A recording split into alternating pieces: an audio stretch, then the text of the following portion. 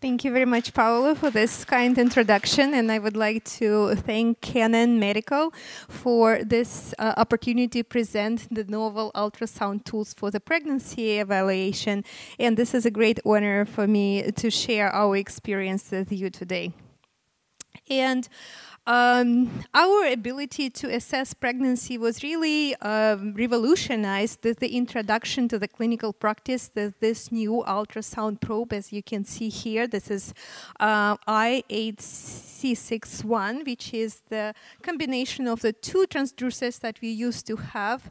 And this probe allows us to achieve absolutely amazing visualization, and all the pictures that you're going to see today, most of them, they are obtained using this technology. And I think that by the end of this presentation, you will be convinced that you absolutely need to have in your clinic ultrasound machine by Canon, including this probe.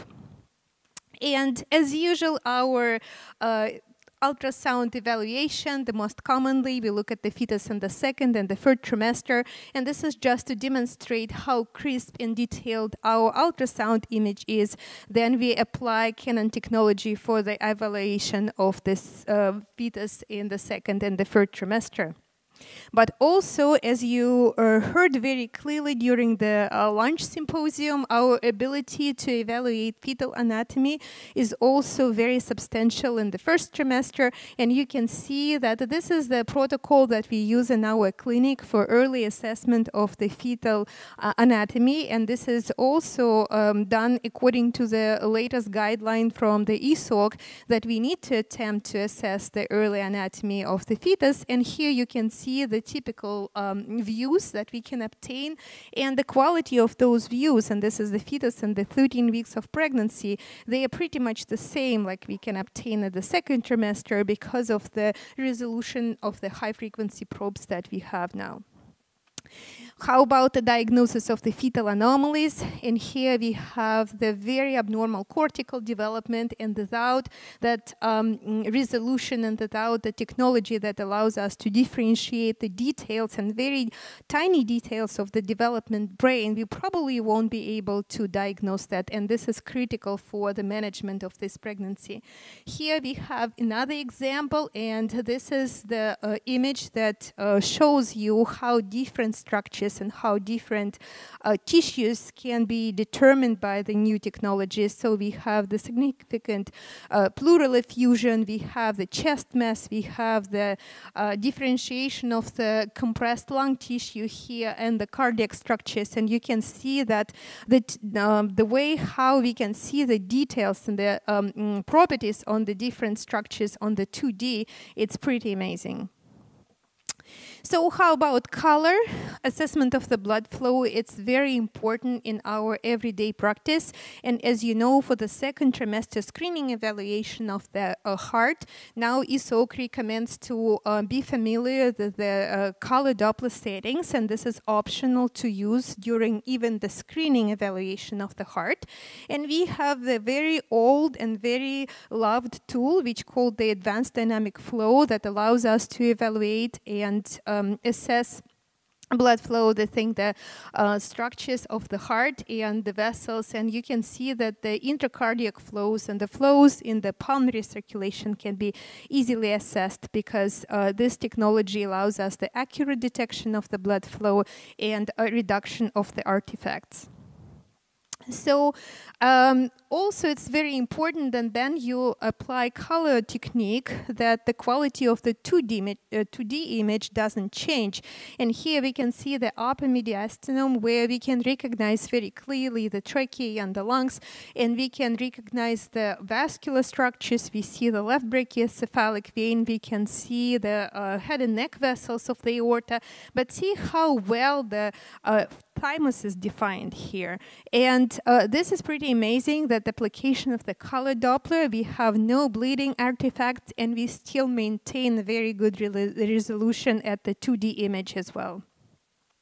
But this is not it. So we have another amazing technology that's called the superb microvascular imaging, or SMI, that specifically developed for looking at the low velocity flow. And here we have certain parameters that allowed us to see that the high resolution low velocity blood flows, and we will see how amazing this technique helps us with diagnosis. So this is just to compare the SMI with ADF, and usually assessment of the blood vessels at the level of the upper abdominal circumference. This is the very highly vasculature area where we have the vascularization of the liver. As you can see, liver has a lot of blood supply, and it's arterial. This is portal. This is the blood from the umbilical vein. And this is the ADF image. Looks pretty good if you look at that. Beautiful portal sinus here. But if we apply SMI, we can see much more details, and we can recognize that the very good quality all those vascular structures that can be very helpful the diagnosis of the anomalies of the venous flow. And just to add, we can use the different maps. We can use the color map for SMI, but we also can use that map that allows us to suppress the background of the 2D image. And this technology looks almost like the contrast imaging that we can see in adults, and that's why sometimes it's also considered like the contrast imaging on the fetal assessment. How about the vessels of the brain?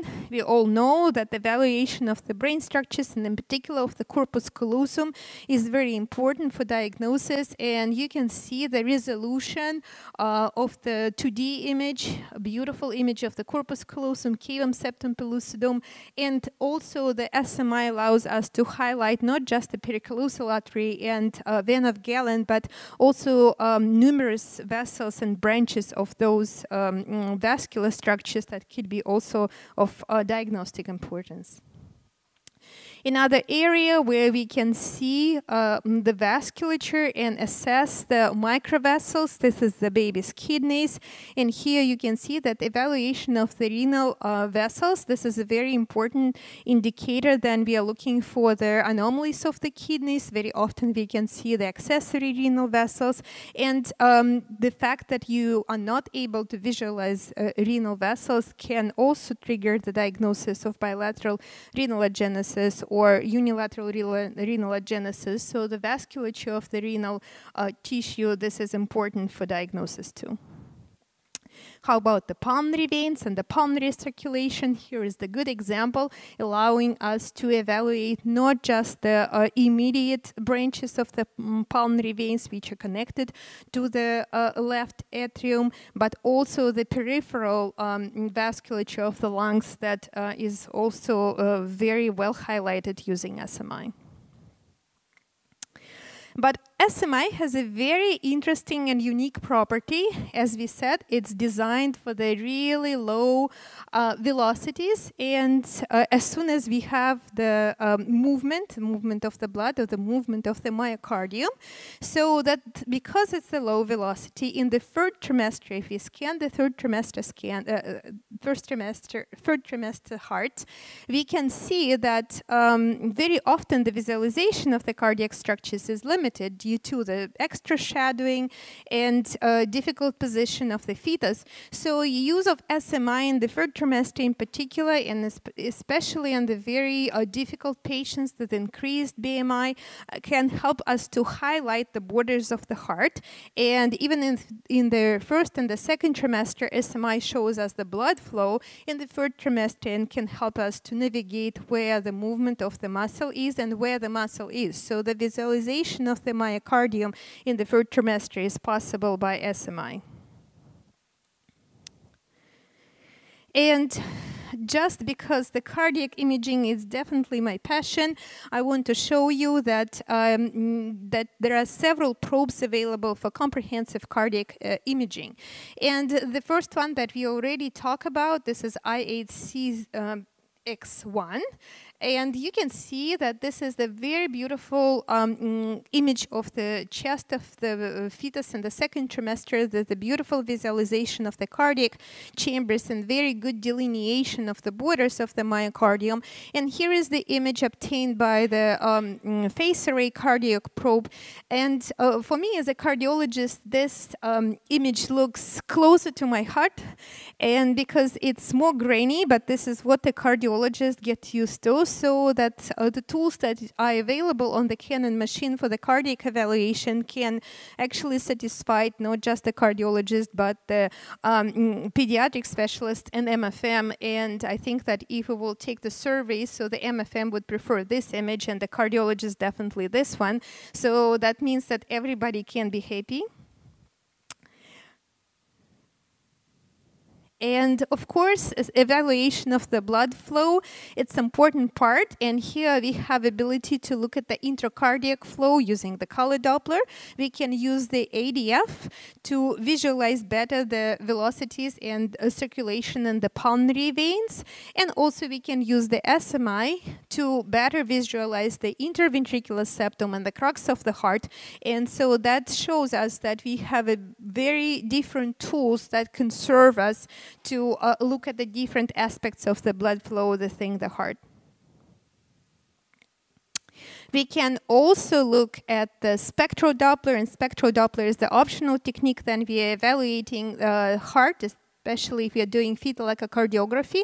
But I would like to show you that also this is a very good technique, and this is presented here for the cardiac rhythm evaluation, where we can see simultaneously the blood flow in the pulmonary veins and the pulmonary artery. And this is technique which is proposed by Dr. Carvalho from Great Britain and can be easily achieved using a Canon machine.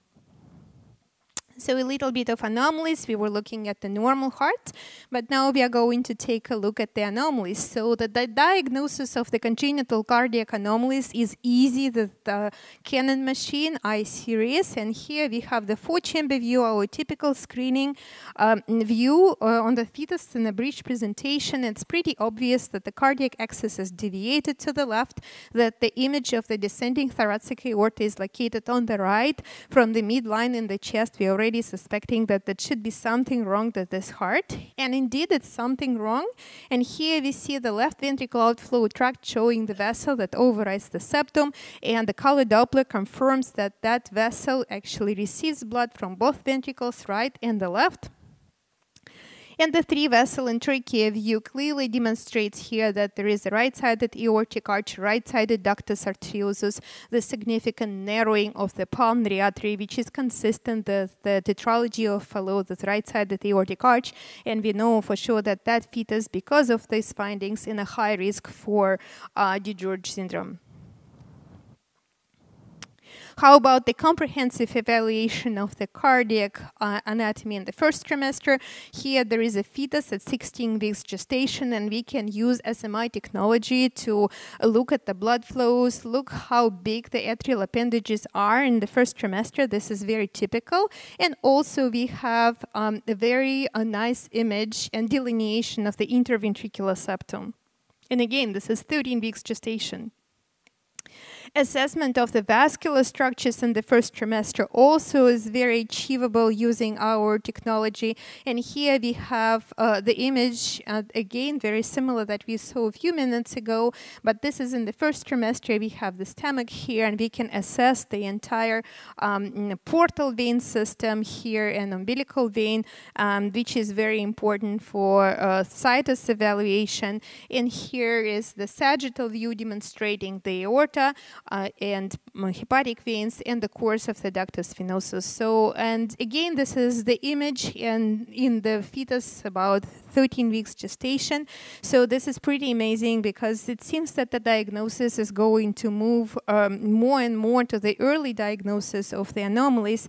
So these technologies, I believe, will be very important for us in the future. So how about the cardiac function? Cardiac function, as you see at this Congress, is the flavor of the season. So a lot of talks and scientific papers are related to the comprehensive cardiac function evaluation. And Canon machine has a lot of tools to offer. And here you can see the technique for assessment of the TAPS, or systolic excursion of the tricuspid valve annulus, and this is a technique that allows us to evaluate systolic longitudinal function of the right ventricle, which is a very important tool for the assessment of the functional state of the baby's heart.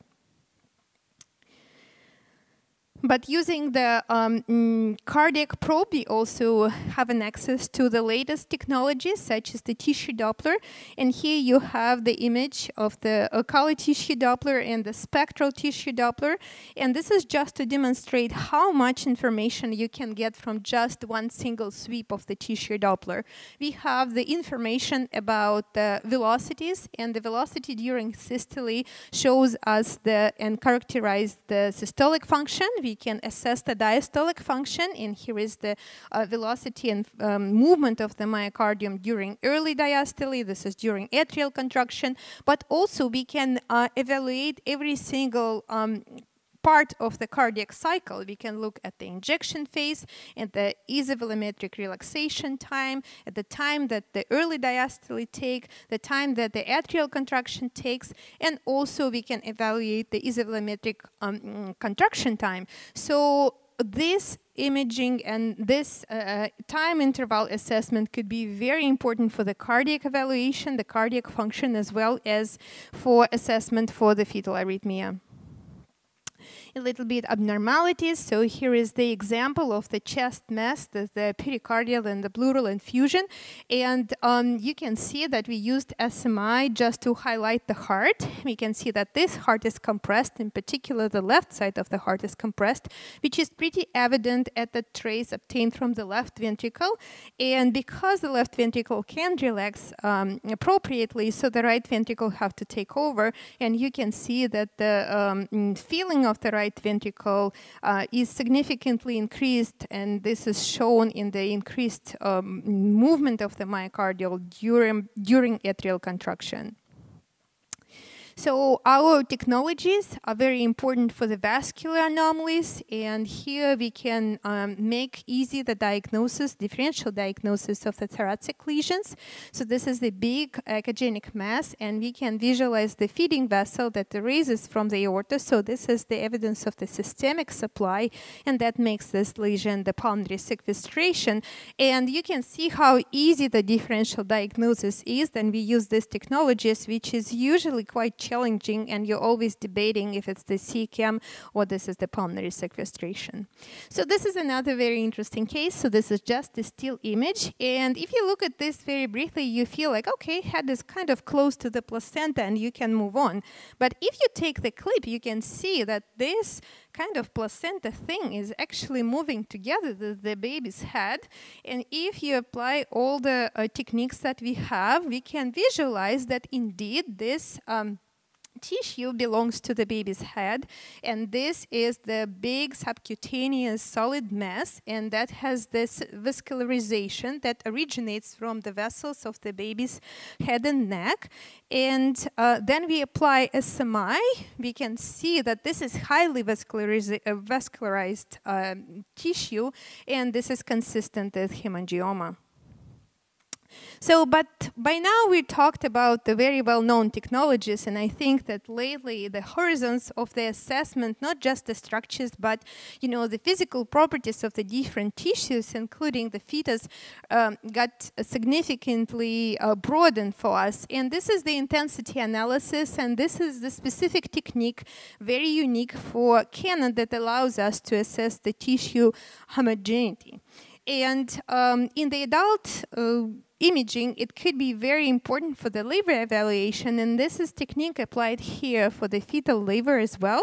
And we can see that we can evaluate how homogeneous the tissue of the liver is, and you know that in the fetus from diabetic mothers that could be different, and this is probably a very interesting area for research.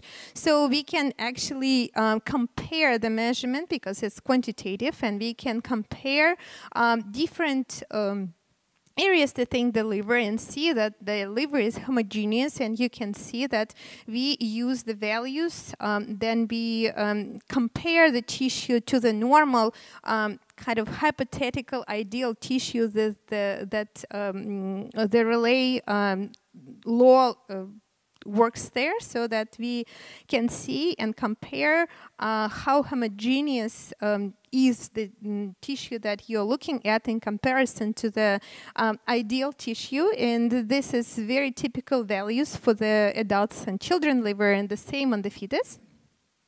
Here is our example with the pulmonary sequestration. You can see that the sequestration is more homogeneous, and this is the value. An important thing that it's quantitative, so you not just look at the picture and subjectively judge it. You have actually the number that allows you to tell for sure, yes, this is more homogeneous, this is less homogeneous. You can compare the homogeneity of the liver, the homogeneity of the spleen, and ideally it's supposed to be the same.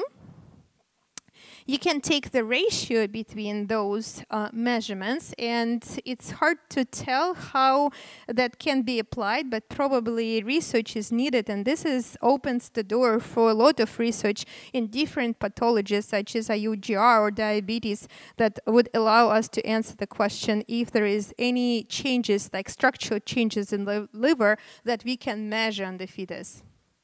And we are moving to another exciting technique. To understand that technique, you need to remember the basics and physics of ultrasound. And here you can see the interaction of the sound wave with the tissue, that some of the energy can absorb, and some of this energy will reflect and transmit it further, and then some of this energy will be lost. So we have the attenuation analysis, which is assessment of how weak the signal is going to get through, then it penetrates through the tissue, and this is the normal values that were obtained. So we can evaluate the attenuation, for example, in the fetal liver, and you can see that this is a normal value which is also observed in children. So again, a lot of potential in this technique, and I will show you later that it can actually revolutionize our understanding and our way to look at the structure of different tissues. So, and here a few words about the research that we are doing. So, looking at all the technologies and varieties of the methods the Canon machine can offer, it's no wonder that we decided to partner with Canon and in the past Toshiba to help us with the NIH Human Placenta project. This is a project that was launched by American National Institute of Health, and 19 grants were awarded, and we were the lucky winners to have one of those grants. And we are looking at the different aspects of the placenta. As you know, that the alteration of placental development can result in abnormality in placental biometry, tissue properties, and tissue density. We can see calcifications, and we can see the abnormalities of the vasculature. So all those aspects of abnormal development of the placenta can be easily evaluated using the present Canon technologies. So here is the placenta in the first trimester, and you can see that in 2D image we can clearly differentiate the different placental structures, including the presence of the lacunae, the placental mass. We can easily identify the cord insertion, which is very important for that management of this pregnancy. Of course, evaluation of the placental vasculature could be achieved using the SMI technology, and regardless of the map that you're using, you can identify pretty much every single vessel within the placenta.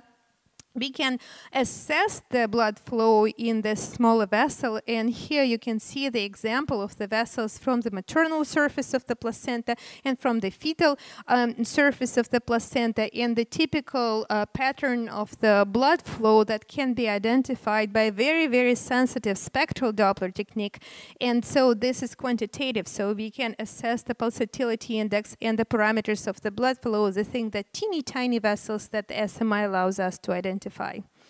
We also can apply the vascular index to have a better judgment of the vascularization of the placenta. And again, important thing that this is the quantitative analysis. So you get the number that you can then compare, and potentially you can develop the normal range, and that can make the observation more objective. And of course, we didn't talk much about that, but the Toshiba has, the Canon, sorry, takes time to adjust, has amazing 3D technology, and here you can see the 3D reconstruction of the vessels, the placenta. Another unique technique allowing us to take a look at the placenta and see presence of the calcifications. As you know, if you do the breast imaging, the presence of the microcalcifications could be very important clinical predictors. So here you can see how those calcifications can be found and clearly visualized the placenta. So this is a normal placenta. We can see a little bit of calcifications, the maternal abdominal wall, and this is a true calcification, the placenta.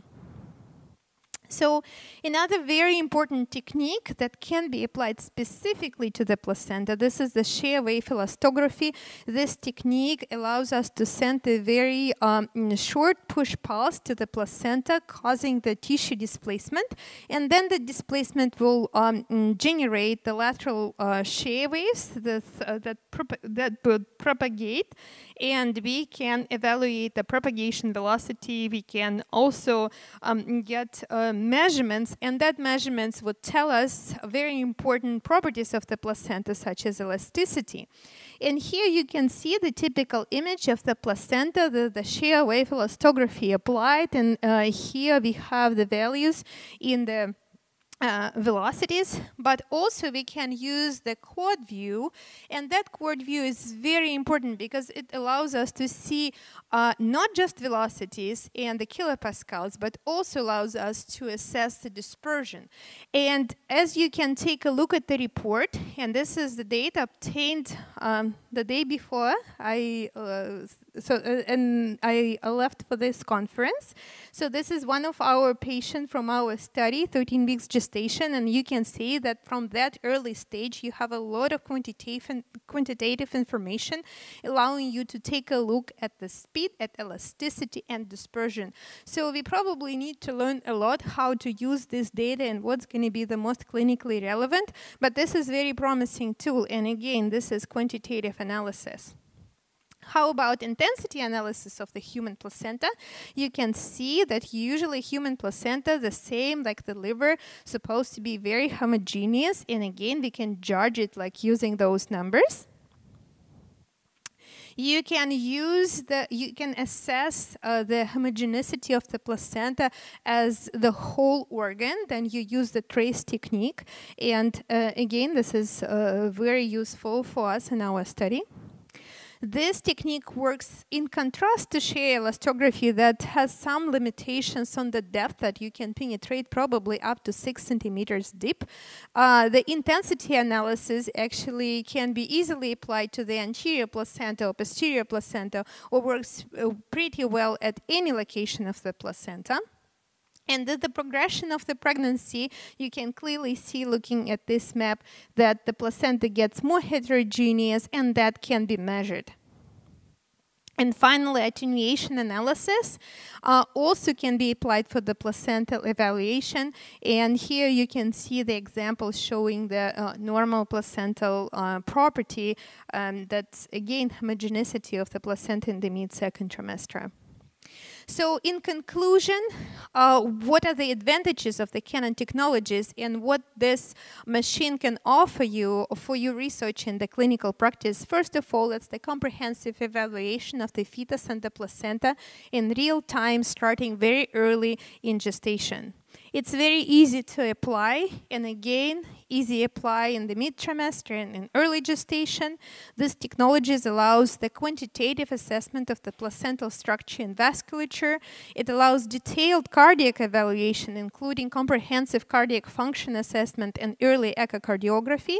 And what's the most important, that the technologies of Canon, they continue to evolve and the new applications appearing very often, so stay tuned. And I would like to thank you for your attention, and I think that these amazing technologies from Canon, we can have a very detailed look in the future, and I hope that soon we will report the results of our placenta project here. Thank you very much.